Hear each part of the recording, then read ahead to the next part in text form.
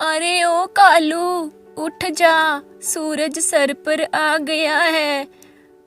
अब तो उठ जा, कोई काम कर ले।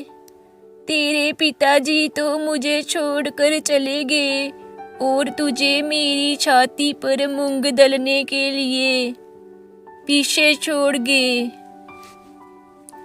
कालू की माँ झुमरी अब बूढ़ी हो गई थी।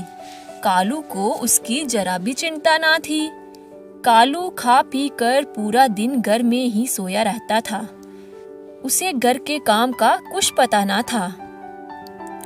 कालू बेटा, मैं सेठ के जहाँ काम पर जा रही हूँ, तुम खाना खा लेना।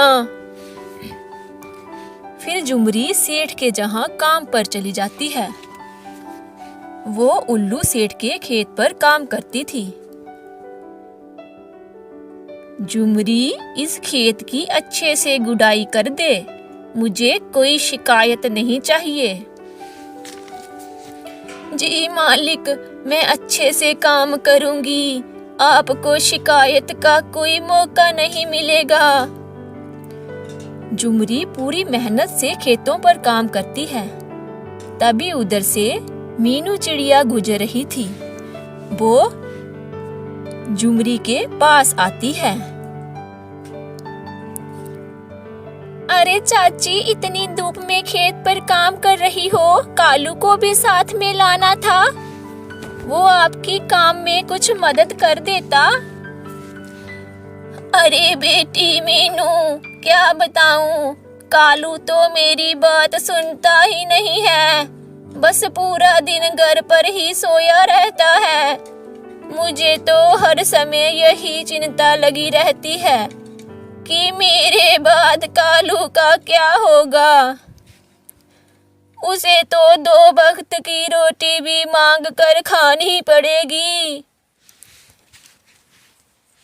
चाची, तुम ज्यादा फिक्र मत करो, तुम बस अपनी सेहत का ख्याल रखो। अच्छा चाची, मैं अब चलती हूँ, मुझे बाजार जाना है, थोड़े घर के लिए कोई सामान लाऊंगी। फिर मीनू वहां से चली जाती है। झुमरी को भी खेत पर काम करते करते बहुत थक जाती है और अब शाम होने को आई थी। अरे झुमरी बहन, शाम हो गई है, चलो अब तुम घर जाओ, पर हाँ, कल जल्दी खेत पर आ जाना। जी मालिक, मैं आ जाऊंगी, आप बिल्कुल भी फिक्र ना करें।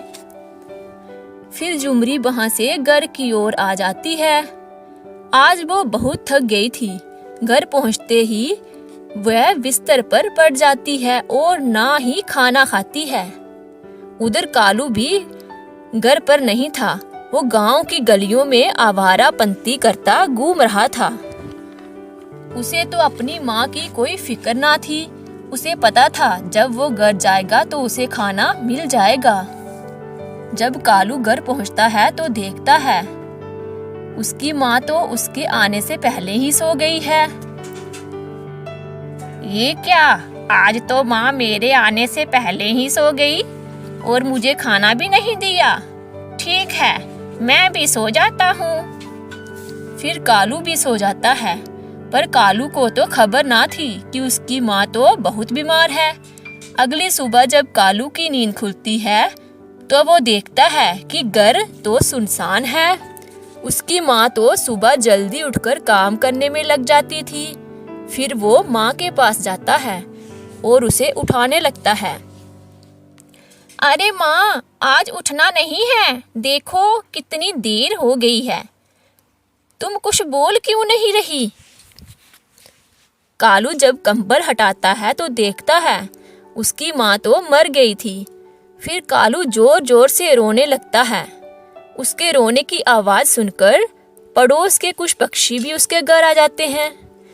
तभी बिंदिया मौसी कहती है, बेटा कालू, झुमरी तो हमें छोड़कर चली गई, अब तुम चुप हो जाओ और झुमरी की अंतिम क्रिया का प्रबंध करो।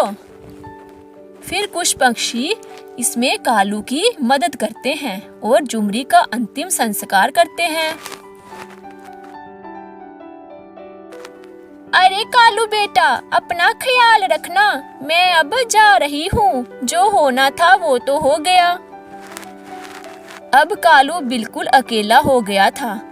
अब वो काम की तलाश में दर दर भटक रहा था। अब उसे समझ आ रहा था कि जीवन में काम करना कितना जरूरी है। फिर कालू एक सेठ के जहाँ गोदाम में काम करने लगा और अपना जीवन बिताने लगा।